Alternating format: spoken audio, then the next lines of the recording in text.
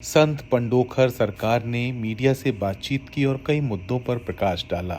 उन्होंने कहा कि आपके पास दो आंखें हैं। जब तक आप लोग खुद का दिमाग नहीं लगाओगे तब तक सक्रिय नहीं होगे, तब तक ऐसे अंधविश्वास पनपते रहेंगे। सब्जी बेचने वाले पर्ची बना रहे हैं, मैं आपको शिक्षा देकर जाऊंगा। 24 घंटे में ये पर्ची बनाने वाले गायब हो जाएंगे। मैं आपको सिखा कर जाता हूं, आप पर्चे बनाने लग जाओगे। नाम रख लेना इंदौर सरकार। संत पंडोखर सरकार ने कहा कि पर्चे का वीडियो बनाओ, 1 मिनट लगेगा, सब पता चल जाएगा। मैं खुली चुनौती दे रहा हूँ, ये सब गायब हो जाएंगे। मैं 3 दिन इंदौर हूँ, यहीं दरबार लगेगा, संपूर्ण यंत्र लगा दो, सामना करूँगा। मीडिया वाले इसके बाद उनके वीडियो भी जरूर बनाना, सब सच आपके सामने आ जाएगा। इन लोगों ने साधना नहीं की, जप नहीं किया, अनुष्ठान नहीं किए। ये लोग सिर्फ ऑरा बनाकर चमत्कार दिखा रहे हैं। निर्मल बाबा की वजह से लोगों की आस्था टूटी थी। इससे पहले निर्मल बाबा चमत्कार दिखाते थे, कहाँ चले गए किसी को पता नहीं है। पंडित धीरेन्द्र कृष्ण शास्त्री पर बिना नाम लिए पंडोखर सरकार ने निशाना साधा। उन्होंने पंडित धीरेन्द्र कृष्ण शास्त्री के पर्चे बनाने पर सवाल भी उठाए।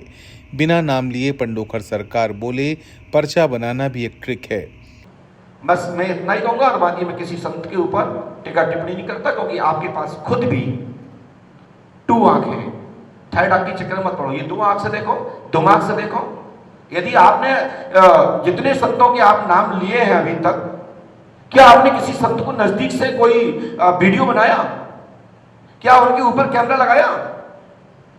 अरे ऐसी बात है तो कैमरा लगा दो गद्दी पर और दफ्ती पे होना चाहिए पर्ची पर। 24 घंटे के अंदर सत्य सामने आ जाएगा, दुनिया में कहीं का हो, चाहे पंडोखर का हो चाहे कहीं का हो।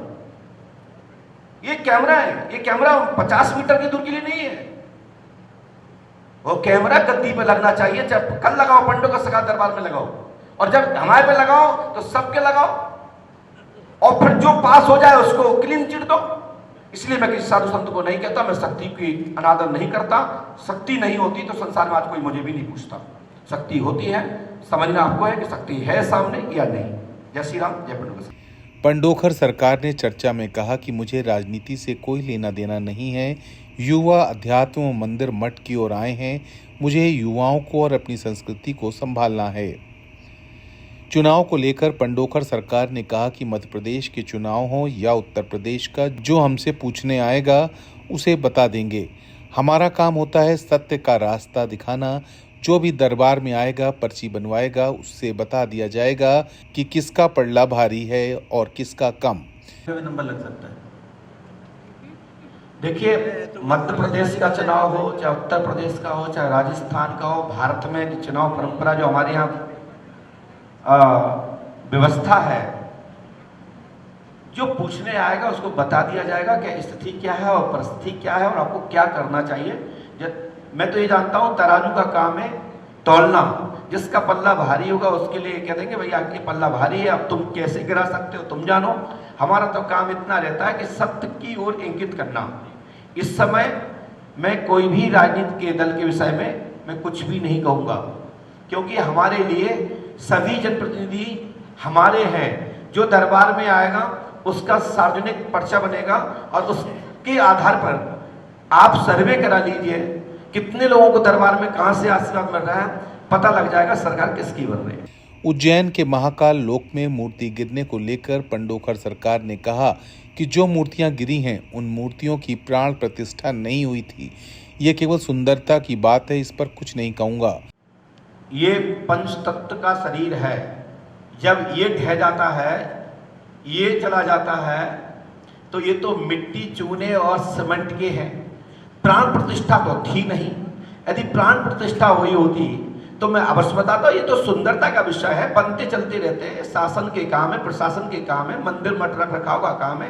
इसकी उनकी जिम्मेदारी है कि इसमें कैसी व्यवस्था है, वो आप लोग खुद ही समझदार हैं, ज़्यादा क्यों करवाते हैं। इसलिए बड़े बड़े पेड़ उखड़ जाते हैं, वायु है, पवन के झोंके आते हैं, अच्छे अच्छे लोग चले जाते हैं। कितने लोग हमारे आपके बीच से चले गए, देखो बगल में जो हमारे प्रिय थे वो आज नहीं है, जो आज है वो कल नहीं है। इसलिए इस पर मैं कुछ नहीं कहूँगा। जय हो नारद बंधु भगवान। पंडोखर सरकार ने उड़ीसा हादसे पर किए गए सवाल पर कहा कि प्रकृति का नियम संसार के चक्र को टाला नहीं जा सकता, इशारा किया जा सकता है, बताया जा सकता है, सावधान किया जा सकता है। उन्होंने कहा कि मुझे किसी एजेंसी में नियुक्त कर दो, मैं रिपोर्ट दूंगा। और ये वो चाहे कोई, हम तो कहते हैं कौन से दल के कराना चाहते हैं, हम बुलाइए, मैं आऊंगा, यदि ना जाए तो हमसे कहना, लेकिन हम बताएंगे वही जो सत्य है। हाँ, हम एक तरफा बोलते नहीं, जो सत्य होगा वो बता देंगे। और रहा सवाल, आपने कहा कि रेल दुर्घटना के विषय में, तो जो प्रगति का नियम है, जो संसार का चक्र है, इसको, विधान को टाला नहीं जा सकता, लेकिन बताया जा सकता है, इशारा किया जा सकता है, सावधानी बरती जा सकती है। उसके लिए मैं आपसे निवेदन करूंगा, आप मुझे किसी भी एजेंसी में प्रमाण पत्र देके स्थापित कराइए, मैं रिपोर्ट दूंगा। जब कोई एजेंसी मुझे चाहे तो कहीं हमारा स्थान तो हो, हम बताने के अलावा, मैं, आपने कभी हमसे पूछा, हमारे पास कोई नारद बंधु, हमारे media, electronic media, print media कभी आए कि महाराज जी बताइए 15 दिन में क्या क्या घटना होने वाली है? यदि आए हो फिर हमने ना बताया हो तो दादाजी हम आपकी बात स्वीकार करेंगे, और उस दिन हम समझेंगे कि हम निष्क्रिय हैं, हम इस गति लायक नहीं है, हम नीचे उतर जाएंगे। लव जिहाद को लेकर पंडोकर सरकार बोले कि हम लोगों को संकल्प लेना होगा कि घर के लोग एक दूसरे की फीलिंग समझें, माता पिता ध्यान रखेंगे, बच्चों से बात करना होगी, अपने सनातन धर्म और समाज में रहेंगे, तभी ये खत्म हो सकता है। पंडोकर सरकार ने ये भी कहा कि भारत पहले से ही हिंदू राष्ट्र है, सनातन धर्म के लिए अब राम राज की स्थापना हो, जिसका पक्षधर मैं हूँ। इसमें हम सबको संकल्प लेना पड़ेगा, हम सबको शपथ लेनी पड़ेगी कि हम मरेंगे जिएंगे तो अपने धर्म में, अपने सनातन में, अपनी भारतीय संस्कृति में, अपने समाज कुल में ही खान पान करेंगे, और अपने समकक्ष, अपने ही स्वजाति और हमारा जो धर्म स्वीकार करता है उसमें ही खान पान रखेंगे तो लवजात रुक जाएगा। इन सबको, बड़े बुजुर्ग लोगों को, सभी भाइयों को, बहनों को, अपनी छोटी बहनों को, बड़े भाई छोटी बहनों को, बड़ी बहनें छोटे भाइयों को, एक दूसरे को अपने हाथ में पकड़ के चलेंगे, एक दूसरे की फीलिंग समझेंगे तो लवजात रुक जाएगा।